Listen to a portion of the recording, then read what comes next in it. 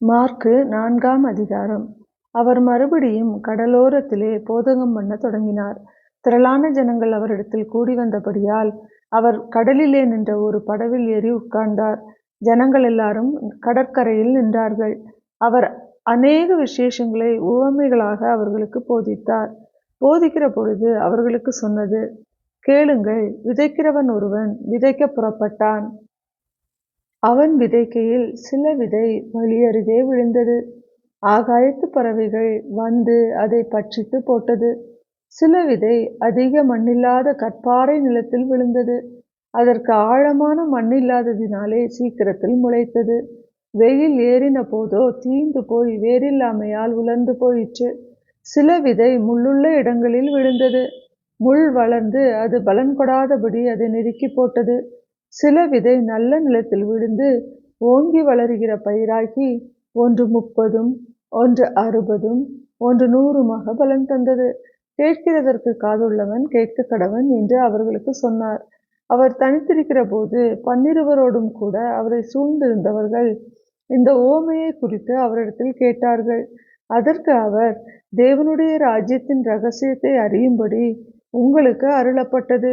புறம்பே இருக்கிறவர்களுக்கோ இவைகளெல்லாம் உவமைகளாக சொல்லப்படுகிறது. அவர்கள் குணப்படாதபடிக்கும் பாவங்கள் அவர்களுக்கு மன்னிக்கப்படாதபடிக்கும் அவர்கள் கண்டும் காணாதவர்களாகவும் கேட்டும் உணராதவர்களாகவும் இருக்கும்படி இப்படி சொல்லப்படுகிறது என்றார். பின்பு அவர் அவர்களை நோக்கி, இந்த உவமையை நீங்கள் அறியவில்லையா? அறியாவிட்டால் மற்ற உவமைகளையெல்லாம் எப்படி அறிவீர்கள்? விதைக்கிறவன் வசனத்தை விதைக்கிறான். வசனத்தை கேட்டவுடனே சாத்தான் வந்து அவர்கள் இருதயங்களில் விதைக்கப்பட்ட வசனத்தை எடுத்து போடுகிறான். இவர்களே வசனம் விதைக்கப்படுகிற வழியருகானவர்கள். அப்படியே வசனத்தை கேட்டவுடனே அதை சந்தோஷத்தோடு ஏற்றுக்கொண்டும் தங்களுக்குள்ளே வேர்கொள்ளாதபடியால் கொஞ்ச காலம் மாத்திரம் நிலைத்திருக்கிறார்கள். வசனத்து நிமித்தம் உபத்திரவமும் துன்பமும் உண்டான உடனே இடரடைகிறார்கள். இவர்களே கற்பாறை நிலத்தில் விதைக்கப்பட்டவர்கள். வசனத்தை கேட்டும் உலக கவலைகளும் ஐஸ்வர்யத்தின் மயக்கமும் மற்றவைகளை பற்றி உண்டாகிற இச்சைகளும் உட்பிரவேசித்து வசனத்தை நெருக்கி போட அதனால் பலனற்று போகிறார்கள். இவர்களே முள்ளுள்ள இடங்களில் விதைக்கப்பட்டவர்கள். வசனத்தை கேட்டு ஏற்றுக்கொண்டு ஒன்று 30, ஒன்று 60, ஒன்று 100 பலன் கொடுக்கிறார்கள். இவர்களே நல்ல நிலத்தில் விதைக்கப்பட்டவர்கள் என்றார்.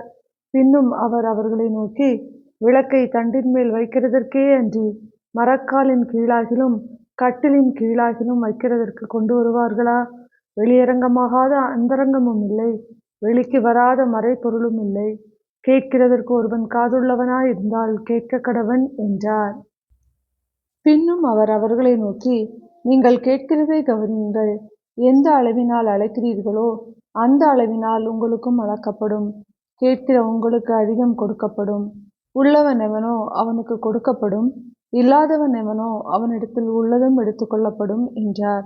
பின்னும் அவர் அவர்களை நோக்கி, தேவனுடைய ராஜ்யமானது ஒரு மனுஷன் நிலத்தில் விதையை விதைத்து இரவில் தூங்கி பகலில் விழித்திருக்க அவனுக்கு தெரியாத விதமாய் விதை முளைத்து பயிராகிறதற்கு ஒப்பாயிருக்கிறது.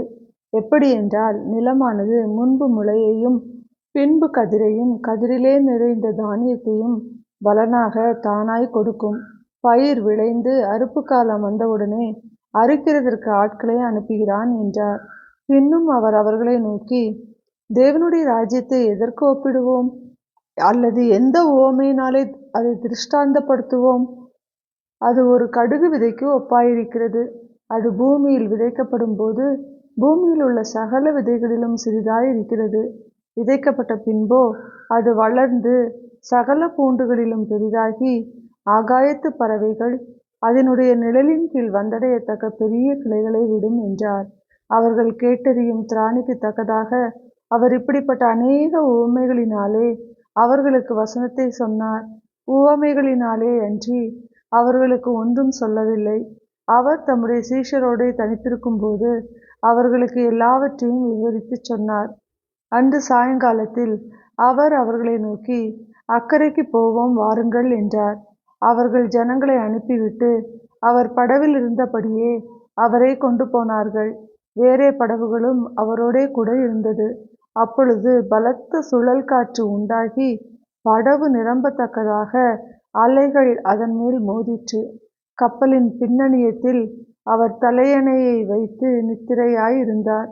அவர்கள் அவரை எழுப்பி, போதகரே, நாங்கள் மடிந்து போகிறது உமக்கு கவலை இல்லையா என்றார்கள். அவர் எழுந்து காற்றை அதட்டி கடலை பார்த்து, இரையாதே, அமைதலாயிரு என்றார். அப்பொழுது காற்று நின்று போய் மிகுந்த அமைதல் உண்டாயிற்று. அவர் அவர்களை நோக்கி, ஏன் இப்படி பயப்பட்டீர்கள்? ஏன் உங்களுக்கு விசுவாசம் இல்லாமற் போயிற்று என்றார். அவர்கள் மிகவும் பயந்து, இவர் யாரோ, காற்றும் கடலும் இவருக்கு கீழ்ப்படுகிறதே என்று ஒருவரோடொருவர் சொல்லிக் கொண்டார்கள்.